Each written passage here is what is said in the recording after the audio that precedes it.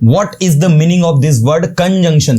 तो कन plus junction, junction का मतलब होता है जोड़। आपने देखा होगा रेलवे जंक्शंस होते हैं, तो रेलवे जंक्शंस पर वहां पर 2-3 रूट से ट्रेन आकर मिलती है, जोड़ होता है। तो जंक्शन का मतलब होता है जोड़, और कंजंक्शन, कन मतलब होता है आपस में 2 या 2 से ज्यादा सेंटेंसेस का जुड़ना कंजंक्शन कहलाता है। तो यहां पर जो सबसे पहली कंजंक्शन जो अभी आप लोग सीख रहे थे वो है आपकी दैट, जिसका मतलब होता है की, जिसका मतलब क्या होता है की। दूसरी कंजंक्शन है एंड, जिसका मतलब होता है और।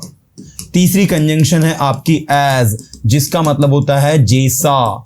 चौथी कंजंक्शन है आपकी और, जिसका मतलब होता है अथवा या फिर। ठीक है। पांचवी कंजंक्शन है आपकी इफ, जिसका मतलब होता है यदि।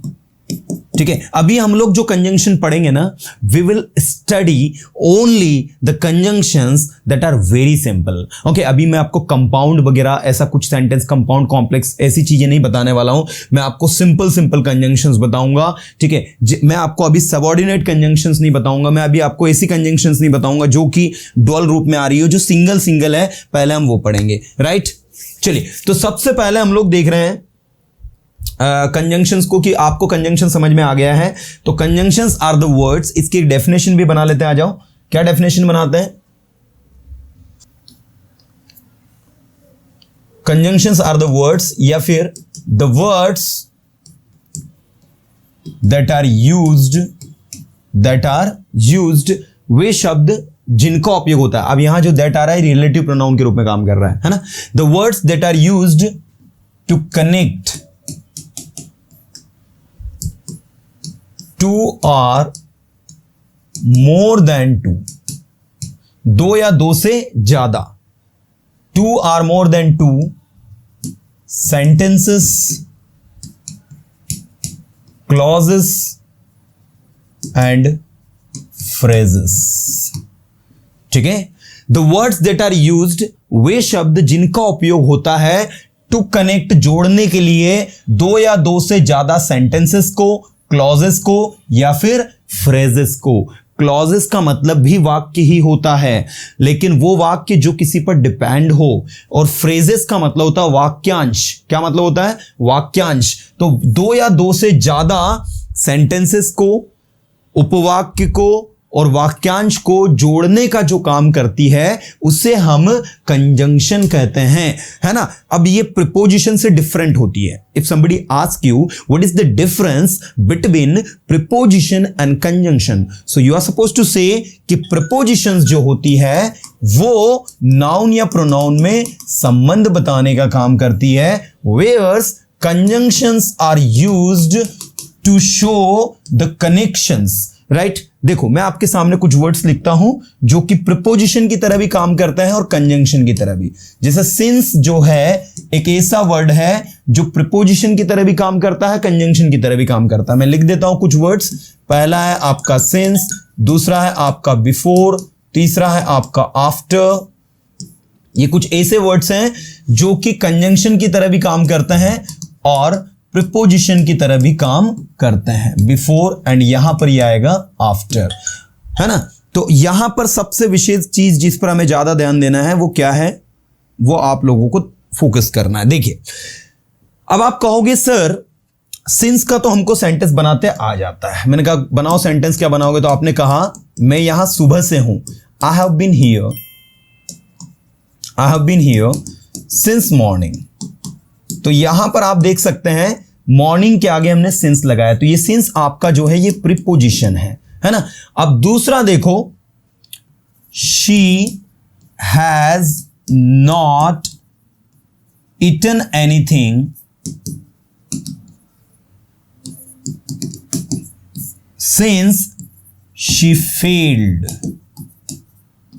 ये लो भाई, एक लड़की है वो एग्जाम में फेल हो गई है, तो आपने क्या कहा? She has not eaten anything, उसने कुछ भी नहीं खाया है जब से वो फेल हुई है। तो यहां सेंस का मतलब जब से तब से के सेंस में निकल रहा है। तो ये 2 सेंटेंस को जोड़ रहा है। एक सेंटेंस है शी फेल्ड और दूसरा सेंटेंस है she has not eaten anything. तो ये जो सेंस है this is working as a conjunction. ठीक है, एक ही वर्ड दो तरीके से यूज हो रहा है। तो यहां सिंस किसकी तरह काम कर रहा है, कंजंक्शन की तरह, और यहां पर सिंस किसकी तरह काम कर रहा है, प्रपोजिशन की तरह। तो प्रपोजिशन क्या होती है, प्रपोजिशन आपकी जो कि नाउन या प्रोनाउन के आगे लगकर उसका संबंध दूसरे नाउन या प्रोनाउन से करे, है ना, वो होती है प्रीपोजिशन। जैसे देखो, मैं आपके सामने हूं तो मैं आपसे कहूंगा I am before you, I am before you. तो आई का यू से जो संबंध है वो किसने बताया, बिफोर ने बताया। तो बिफोर क्या हो गई, प्रीपोजिशन। लेकिन दूसरा सेंटेंस देखना, मैं अपना काम कर चुका था आपके आने से पहले। तो I had done my work, I had done my work before you came. यहां पर आप ध्यान देना, मैं सिर्फ अभी आपको पढ़ा नहीं रहा हूं, I am showing you only the differences between prepositions and conjunctions. Okay, I'm not teaching you, I'm simply making you explain all these things, that what is the actually difference between preposition and conjunction and how they work. अभी हम बाद में सीखेंगे। तो ये जो before है आपका, ये आपका यहां पर क्या है, कंजंक्शन है, जो दो सेंटेंस को जोड़ रहा है। पहला सेंटेंस है I had done my work, और दूसरा सेंटेंस है you came. I had done my work before you came, I had done my work before you came. मैं अपना काम कर चुका था आपके यहां आने से पहले। सो दिस इज द सिचुएशन जो आपको ध्यान रखनी है। इसी तरीके से होता है आफ्टर, मैं वहां 2 दिन बाद जाऊंगा, I will go there after 2 days। अब आप देख सकते हैं आफ्टर के बाद में 2 days आ रहा है, तो 2 days का संबंध आई से जो है वो आफ्टर ने बताया, तो ये हो गया प्रीपोजिशन। लेकिन मैं ट्रेन के पहुंचने के बाद स्टेशन पर गया, तो I went to the station after the train had arrived. ठीक है, ये इस तरीके से आपका, so I went to the station after the train had arrived. After के बाद पास्ट परफेक्ट टेंस लगता है, तो ये आफ्टर यहां पर किसकी तरह काम कर रहा है, कंजंक्शन की तरह। तो उम्मीद करता हूं कि आपको समझ में आया होगा what is the difference between preposition and conjunction. We have learned already preposition, now we are learning conjunction. So you must know कि conjunction करेगा क्या। कंजंक्शन 2 या 2 से ज्यादा सेंटेंस को जोड़ के आपके सामने लाएगा। मतलब अगर आपको कंजंक्शन आ गए तो आप कंपाउंड और कॉम्प्लेक्स सेंटेंस बनाना ऑटोमेटिक सीख जाओगे। अभी तक आपको सिंपल सेंटेंस हम सिखा रहे थे, अब आपको हम जो सिखा रहे हैं that is compound and complex sentences. और अगर आपको compound and complex sentences back to back बोलते आ गए ना, तो आप बिना रुके फ्लुएंटली इंग्लिश बोल लेंगे। ये आपकी स्पोकन इंग्लिश के लिए बहुत इंपॉर्टेंट है। And that is why dear students, don't take all this things for granted. ये सारी की सारी चीजें बहुत इंपॉर्टेंट है, ये सारी की सारी चीजों की अपनी एक अहमियत है, ये सारी की सारी चीजें अपने आप में बहुत इंपॉर्टेंट रोल प्ले करती है। तो चलिए मजे के साथ हम शुरू करते हैं। Since you went there, she was very happy. This is right sir। Neha Kumari बिल्कुल सही है। since का मतलब चूंकि भी होता है, अभी आगे आपको पढ़ाएंगे हम। हाँ चलिए, वेरी गुड, सभी स्टूडेंट को समझ में आया है, इस चीज से ये बात साबित हो रही है। चलिए अब मैं आपको जो है वो पढ़ाना स्टार्ट कर रहा हूं। सबसे पहला कंजंक्शन आप देख सकते हैं, वी हैव दैट। दैट का मतलब क्या होता है, की। दूसरा कंजंक्शन है एंड। एंड मतलब क्या होता है, और। तीसरा मतलब क्या होता है, जैसा, और, अथवा, या फिर। और पांचवा आपका इफ। सबसे पहले ये 5 कंजंक्शंस को अच्छे से हम लोग स्टडी करते हैं। आइए तो मैं यहां पर इसके एग्जांपल्स भी लिख के चलता हूं। देखिए सबसे पहले हम बात करते हैं दैट की। ठीक है, मैंने कहा कि वह मेरा दोस्त है।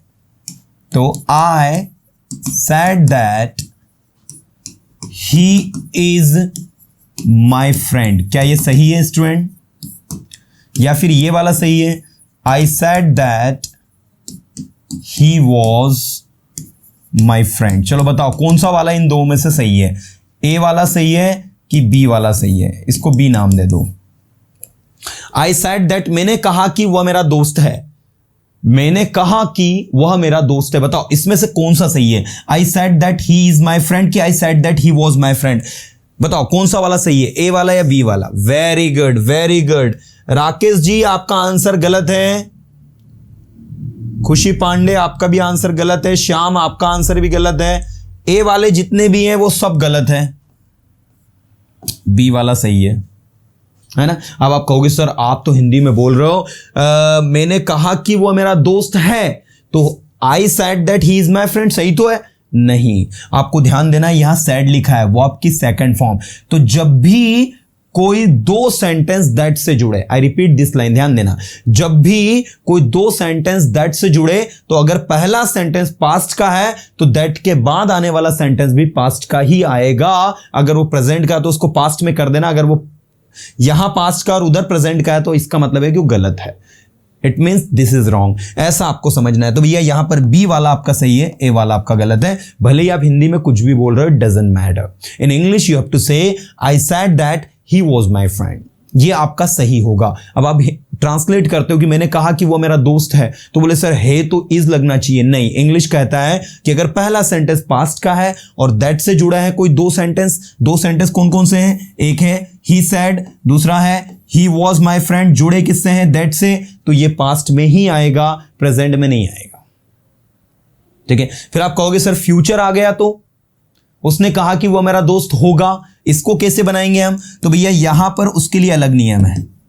आई सेड दैट, मैंने कहा कि वो मेरा दोस्त होगा, तो ही, ये जो विल होता है, विल का पास्ट होता है वुड, विल का पास्ट क्या होता है? वुड। तो आई said that he would be my friend, come on, I said that he would be my friend, मैंने कहा कि वो मेरा दोस्त होगा। अभी मैं आगे एक टॉपिक पढ़ाऊंगा आपको, नरेशन, उसमें इसके बारे में और डिटेल बताऊंगा। तो सबसे पहले की वाला दैट, आई होप आपको समझ में आ गया होगा। ये एक ऐसा कंजंक्शन है जो ज्यादा यूज होता नहीं है, कुछ ही केसेस में हम इसको यूज करते हैं, है ना। तो जहां यूज करते हैं, आई होप आपके दिमाग में ये चीज फिट हो गई होगी, ठीक है ना। हाँ, पहले वाला पास्ट का, तो आने वाले भी पास्ट के, बिल्कुल सही है। I bought a pen, a pencil and a paper, Jai Kishan Rathi, yes पढ़ाते हैं आपको। चलो आगे बढ़ते हैं, अगला है हमारा एंड। अगला कंजंक्शन क्या है? एंड। अगला कंजंक्शन हमारा है एंड, और जो हमें विशेष ध्यान देकर समझना है। तो पहले वाला आई होप आपको समझ में आ गया, दूसरा आपका है एंड। अब एंड को समझते हैं हम लोग, यहां ध्यान दो आप लोग सभी। ये रहा आपका एंड। एंड का मतलब क्या होता है? और।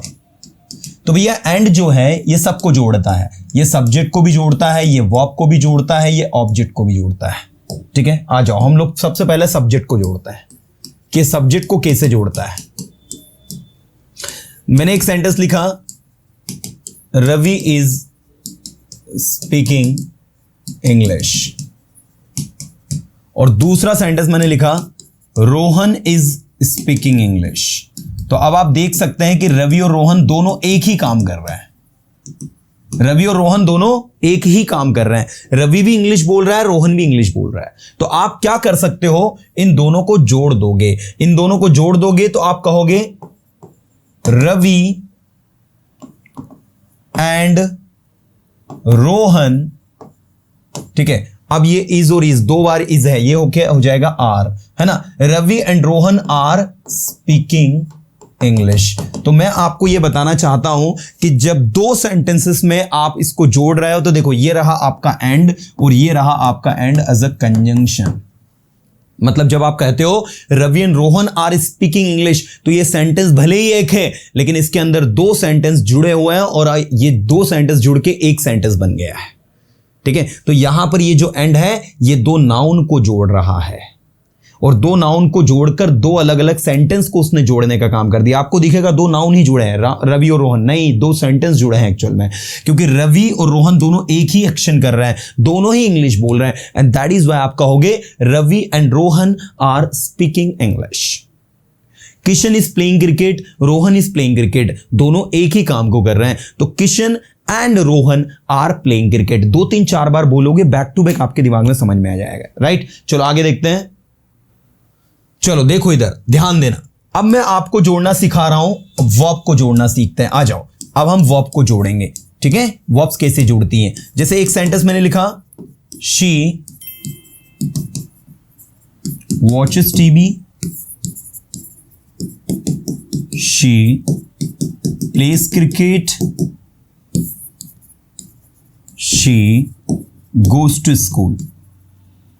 अब देखो एक लड़की 3 काम कर रही है, ठीक है ना। एक में वो टीवी देख रही है, दूसरे में वो क्रिकेट खेल रही है, तीसरे में वो स्कूल जा रही है। अब आपको इन तीनों एक्शंस को एक साथ बोलना है, तो आप पता है क्या बोलोगे? आप बोलोगे शी, ये दो शी को आप हटा दोगे, डायरेक्ट लिखोगे वॉचेस टीवी। अब यहां पर 3 एक्शंस है ना, तो आप यहां पर कॉमा लगाओगे, कॉमा लगाने के बाद लिखोगे प्लेज क्रिकेट, और जो लास्ट वाला है उसमें एंड लगाओगे, एंड गोज टू स्कूल। आप कहोगे she watches TV, plays cricket and goes to school. वह टीवी देखती है, क्रिकेट खेलती है एंड स्कूल जाती है। आई रिपीट दिस लाइन, ध्यान देना, she watches TV, plays cricket and goes to school. ठीक है, तो यहां पर एक ही लड़की ने 3 अलग अलग एक्शंस करी है और उन तीनों एक्शंस को आपने इस वे में रिप्रेजेंट किया है। तो आप देख सकते हैं कि चीजें किस तरीके से आपकी वर्क कर रही हैं। तो she watches TV, plays cricket and goes to school, है ना। ऐसे देखो, मैंने कहा रवि यहां आता है और मेरी मदद करता है। Ravi comes here and helps me. आपने हेल्प्स क्यों लिखा है, हेल्प क्यों नहीं लिखा है? क्योंकि रवि सब्जेक्ट है। तो जब 2 सेंटेंस एंड से जुड़े हो तो जो वर्ब की फॉर्म यहां लगाइए वो एंड के बाद भी लगती है। रवि वहां गया और उसने उसकी मदद की, तो क्या लिखोगे? रवि वेंट देयर एंड, अब मुझे बताओ हेल्प आएगा कि हेल्प्ड आएगा? आपको कमेंट करके लिखना है कि रवि वहां गया और उसने उसकी मदद की। Ravi went there and help him कि हेल्प्ड हिम? कमेंट करके लिखो क्या आएगा। वेरी गुड, सभी को समझ में आ रहा है मैं क्या बता रहा हूं। मैं पढ़ा रहा हूं कि एंड से जुड़ा है, यहां V2 लगा है तो एंड के बाद भी आपको क्या लगाना है? V2 लगाना है। तो यहां पर आपको हेल्प्ड लिखना होगा, है ना। मतलब आप कंजंक्शन को पढ़ के ये जितनी भी छोटी छोटी ग्रामेटिकल मिस्टेक हमसे स्पीकिंग में, राइटिंग में, रीडिंग में होती ना, वो सारी की सारी धीरे धीरे आपकी कम होगी। So Ravi went there and helped him, Ravi वहां गया, है ना। Ravi went there and helped him, और उसने मदद की। So Ravi went there and helped him. Come on, Ravi went there and helped him. फिर से बोलो, Ravi went there and helped him. Ravi वहां गया और उसने उसकी मदद की। Ravi went there and helped him. This is the way to practice. इसलिए मैं चाहता हूं कि आप लोग क्या करो, हर एक चीज को समझ के स्टडी करो, है ना। बिल्कुल समझ के स्टडी करोगे तो कंफ्यूजन कभी नहीं होगा। तो यहां हमने सब्जेक्ट को जोड़ा, फिर यहां हमने वर्ब को जोड़ा, अब हम किसको जोड़ेंगे? ऑब्जेक्ट को। तो ऑब्जेक्ट को जोड़ने में कोई ज्यादा परेशानी नहीं है। जैसे मैंने 2 सेंटेंस लिखता हूं, नंबर 1 सेंटेंस, नंबर 2 मैंने कहा शी इज स्पीकिंग इंग्लिश, वो इंग्लिश बोल रही है। और दूसरे मैंने लिखा शी इज स्पीकिंग फ्रेंच, वो फ्रेंच बोल रही है। अब एक लड़की 2 भाषाएं बोल रही है, एक में शी इज स्पीकिंग इंग्लिश और दूसरे में शी इज स्पीकिंग फ्रेंच, है ना। तो यहां पर आपको लिखना होगा she is speaking English and French. क्या बोलेंगे? बोलो, she is speaking English and French. Come on, she is speaking English and French. She is speaking English and French. वह इंग्लिश और फ्रेंच बोल रही है। She is speaking English and French, है ना। तो 2 भाषाओं को जोड़ दिया हमने, 2 ऑब्जेक्ट को जोड़ दिया। तो आप देख सकते हैं हमने किस किस को जोड़ा? एंड से हमने सब्जेक्ट को जोड़ा, एंड से हमने वर्ब को जोड़ा, एंड से हमने ऑब्जेक्ट को जोड़ा। सो ये एक ऐसा एंड, एक ऐसा कंजंक्शन जो तीनों चीजों को जोड़ने का काम करता है, राइट।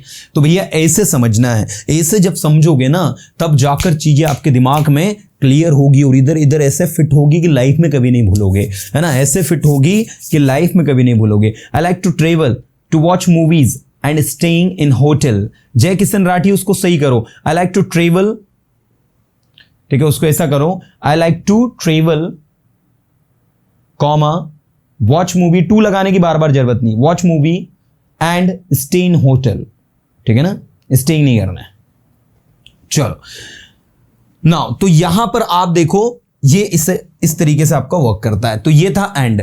अब एंड के बाद में अगला कंजंक्शन है आपका और मतलब होता है अथवा या फिर। अब पता है आपको, जहां जहां आपने एंड लगाया था ना वहां आप और लगा दो। मैं आपको सिखाता हूं, देखो, Ravi is speaking English, Rohan is speaking English.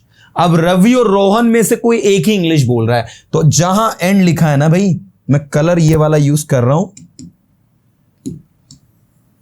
यहां पर आप और लिख दो, ठीक है। रवि आर रोहन इज, ये भी ध्यान देना, यहां पर ये आर इज में हो जाए क्योंकि दो में से कोई एक ही है ना, इसलिए रवि और रोहन, रवि अथवा रोहन बोल रहा है इंग्लिश, तो रवि और Rohan is speaking English, this is very important. तो भाई ये ऐसे बनेगा कि रवि और रोहन इज स्पीकिंग इंग्लिश। दूसरा देखो, she watches TV, she plays cricket and she goes to school. तीन अलग अलग सिचुएशन है, पहला है वॉचेस टीवी, दूसरा है प्लेज क्रिकेट, तीसरा है गोज टू स्कूल, है ना। तो आप यहां पर जब आप इसे बनाओगे तो आप कहोगे शी वॉचेस टीवी, खैर दो में ही लगाना है, और को दो में ही लगाना है, तो दो में लगाना है। तो देखो मैं यहां पर लिख देता हूं, मैंने लिखा, ध्यान देना, मैंने कहा शी वॉचेस टीवी और दूसरा है शी प्लेज क्रिकेट। एक लड़की है, वो दो में से कोई एक काम ही करती है, ठीक है। तो आप इसका जब आंसर बनाओगे तो आप कहोगे शी वॉचेस टीवी और प्लेज क्रिकेट। इसका हिंदी होगा वह टीवी देखती है या फिर क्रिकेट खेलती है, वह टीवी देखती है या फिर क्रिकेट खेलती है। शी वॉचेस टीवी और प्लेज क्रिकेट, और अगर एंड लगा दिया आपने तो ये मतलब देगा she watches TV and pledge cricket, वह टीवी देखती है और क्रिकेट खेलती, मतलब दो काम करती है। और जब और लगाओगे तो दो में से कोई एक काम करेंगे। आ रही बात समझ में? ये आपको विशेष ध्यान देना है। ऐसे ही ऑब्जेक्ट जोड़ दिया आपने, मान लो मैंने कहा शी स्पीक्स मराठी और दूसरा शी स्पीक्स हिंदी। एक लड़की है, उसको मराठी भी आती है, हिंदी भी आती है, इंग्लिश नहीं आती। तो आप जब कहोगे कि वह मराठी बोलती है या फिर हिंदी बोलती है, तो क्या बोलोगे आप? शी स्पीक्स मराठी और Hindi. She doesn't know English, she doesn't know English, उसको इंग्लिश नहीं आती, ठीक है, उसको इंग्लिश नहीं आती। शी डजंट नो इंग्लिश, उसको इंग्लिश नहीं आती। शी स्पीक्स मराठी और Hindi, she doesn't know English, she doesn't know English, उसको इंग्लिश नहीं आती। शी स्पीक्स मराठी और हिंदी। एक कंजंक्शन होता है आइदर और, नाइदर नॉर, वो भी लगाना सिखाऊंगा आपको इसी में, कि आप ये भी कह सकते हो शी स्पीक्स आइदर मराठी और हिंदी। तो आइदर लगाने से इसका मतलब होगा या तो या फिर, वह या तो मराठी बोलती है या फिर हिंदी बोलती है। लेकिन अभी हमने सिर्फ और लगाया, जिसका मतलब निकल रहा है कि वह मराठी बोलती है या फिर हिंदी बोलती है, ठीक है। तो आइदर और सीखेंगे, उसमें मैं बताऊंगा आपको आगे। तो भैया देखो, मैंने आपको अभी कितने कंजंक्शंस पढ़ाए? मैंने आपको अभी दैट बताया, फिर मैंने आपको एंड बताया, फिर मैंने आपको और भी बता दिए, एंड और दोनों बता दिए। अब मैं आपको बता रहा हूं अगला एज। एज मतलब होता है जैसा, ठीक है। तो देखो एज को स्टडी करते हैं। एज मीन्स जैसा, ठीक है। तो इसको कैसे यूज करते हैं ध्यान देना। मैंने कहा जैसा आप सोचते हैं वैसा आप बन जाते हैं या बनते हैं, ठीक है। चलो इसकी इंग्लिश करते हैं, आ जाओ। जैसा आप सोचते हैं, एज यू थिंक, क्या कहोगे इंग्लिश में? एज यू थिंक, कॉमा, वैसा के लिए आपको लिखना होगा लास्ट में द सेम। आप बन जाते हैं, you become the same, you become the same. तो ये द सेम किसके लिए लगा है? वैसा के लिए। द सेम मतलब वैसा, है ना। So as you think you become the same. आपने प्रोवर्ब सुनी होगी, एज यू सो,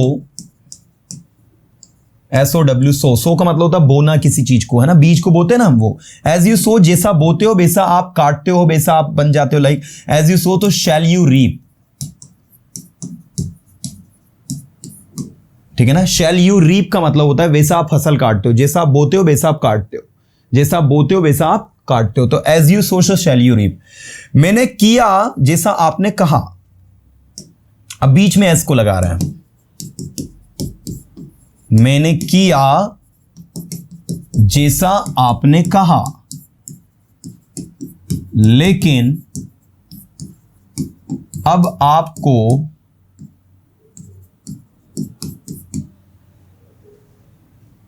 करना होगा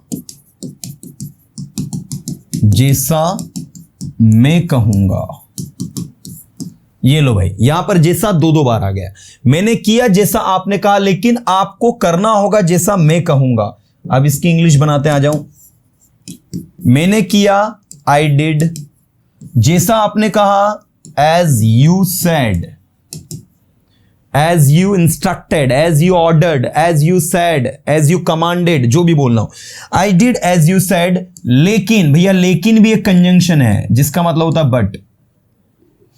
आई did as you said, but अब आपको करना होगा, but now you have to, करना होगा के लिए क्या लगाओगे, यू हैव टू डू जैसा मैं कहूंगा, एज आई विल से। ठीक है, बोलकर देखो आपको, I did as you said, but now you have to do as I will say, you know. So this is the thing actually. तो ऐसे समझ के आपको समझना है, जैसा आप सोचते हो एज यू थिंक, जैसा बोलते हो एज यू स्पीक, जैसा आप बोलते हो ऐसा लगता है बहुत नॉलेजेबल हो। As you speak it seems you are very knowledgeable. As you speak, it seems you are very knowledgeable. This is very important. As you speak, it seems you are very knowledgeable. जैसा बोलते हो ऐसा लगता है बहुत knowledgeable हो, है ना। तो ऐसे समझना है एक एक चीज को। जब आप ऐसे समझोगे, है ना, when you understand the things in this way, then it will be easy to understand. जैसा आप समझते हो, as you understand, जैसे आपने कहा, जैसा आप समझते हो ऐसा कुछ भी नहीं है। As you understand, as you get the things, there is nothing like that. There is nothing like that. ऐसा कुछ भी नहीं है, है ना। तो जैसा मतलब क्या हो गया, as। जैसा मतलब क्या हो गया, as। जैसा मतलब क्या हो गया, as। 3-4 बार 5 बार बोलेंगे, ऑटोमेटिक प्रिपेयर्ड हो जाएगा। चलिए अगला देखते हैं हम लोग, if। if का मतलब होता है यदि। if का मतलब क्या होता है, यदि। if का मतलब क्या होता है, यदि। if का मतलब क्या होता है, यदि। हाँ, सीम्स का मतलब होता है, खुशी पांडे पूछ रही है, सीम्स का मतलब होता है किसी चीज का आभास होना, कहीं पर कोई चीज का लगना। जैसे मैंने कहा ऐसा लगता है आज बारिश होगी, it seems it will rain today, it appears it will rain today, है ना। तो it seems and it appears, seem and appears, इसका मतलब होता है आभास होना। क्या मतलब होता है, आभास होना, किसी भी चीज का आभास होना, that's called seems. It seems it appears, it seems it appears, it seems it appears, है ना। तो इट सीम्स इट अपीयर्स का मतलब क्या होता है, आभास होना, किसी भी चीज का आभास होना कि यार ऐसा लगता है आज बारिश होगी, it seems it will rain today. ऐसा लगता है रवि आ रहा है, it seems Ravi is coming. ऐसा लगता है मैं तुम्हें जानता हूं, it seems I know you, it appears I know you, है ना। ऐसा लगता है मैं आपको जानता हूं, है ना। पढ़ेंगे उसको आगे, पहले इधर देखो। इफ मतलब होता है यदि। इफ मतलब क्या होता है, यदि। मैंने कहा यदि आप मेरी मदद करोगे, बोलो सभी एक बार, यदि आप मेरी मदद करोगे मैं आपकी मदद करूंगा, मैं आपकी मदद करूंगा, या तो मैं आपकी मदद करूंगा। तो लगा रहा हो, जो भी लगा रहा हो अपने हिसाब से देख लो, है ना। इंग्लिश में तो के लिए कुछ नहीं लिखता है, कॉमा लगाते हैं। तो यदि आप मेरी मदद करोगे, इफ यू हेल्प मी आएगा, ठीक है ना। अब आप कहोगे सर मैंने, यदि आप मेरी मदद करोगे, फ्यूचर सिंपल है ये, तो इफ यू विल हेल्प मी होना चाहिए सर, इसमें तो ये वाला बनना चाहिए, इफ यू विल हेल्प मी, है ना। ठीक है, इफ यू विल हेल्प मी, मैं आपकी मदद करूंगा, आई विल हेल्प यू। क्या बोलोगे, है ना। I will, if you help me I will help you, ठीक है। तो if you will help me I will help you. Sir ये नीचे वाला सही होना चाहिए ना सर, ए और बी में से बी ज्यादा सही लग रहा है ना सर, क्योंकि मदद करोगे तो विल वाला ज्यादा सही है, लेकिन ऐसा नहीं है। अंग्रेजी का नियम है, ग्रामर का नियम है। ग्रामर का क्या नियम है कि भैया जब कोई सेंटेंस जो है, आई रिपीट दिस लाइन, कि जब किसी सेंटेंस के अंदर यदि लगा हो और वो सेंटेंस के बाद में, इफ के बाद में फ्यूचर का सेंटेंस आ रहा, तो फ्यूचर का प्रेजेंट में बन जाता है। इसीलिए याद रखना यहां पर ए वाला सही होगा, बी वाला गलत होगा। तो if you help me I will help you, यदि आप मेरी मदद करोगे मैं आपकी मदद करूंगा। यदि, अब यदि को बीच में लगा सकते हो, आप ये काम कर सकते हो, यदि आप कोशिश करो तो आप ये काम कर सकते हो, you can do this work, ठीक है, क्या कहेंगे इंग्लिश में? You can do this work, आप ये काम कर सकते हो यदि आप कोशिश करो तो। If you try, come on, if you try, come on, if you try, you can do this work if you try, आप ये काम कर सकते हो यदि आप कोशिश करो तो। ऐसे देखो, मैंने कहा निशा मेरी मदद करेगी यदि आप उसकी मदद करोगे तो। Nisha will help me, Nisha will help me if you help her, if you help her. ठीक है, निशा मेरी मदद करेगी यदि आप उसकी मदद करोगे तो। तो ये जो इफ यहां लगा है, इफ यहां लगा है, इफ आपका शुरू में लगा है, तो कंजंक्शंस का ऐसा कोई नियम नहीं कि यही लगाना, इनको आप आगे पीछे अरेंज कर सकते हो, है ना, आगे पीछे लग जाता है, लेकिन सेंटेंस के अकॉर्डिंग चेंज होता है ये, है ना, ये थोड़ा विशेष ध्यान देना। तो इफ के भी आई होप आपको सारे यूजेस समझ में आ गए होंगे, है ना।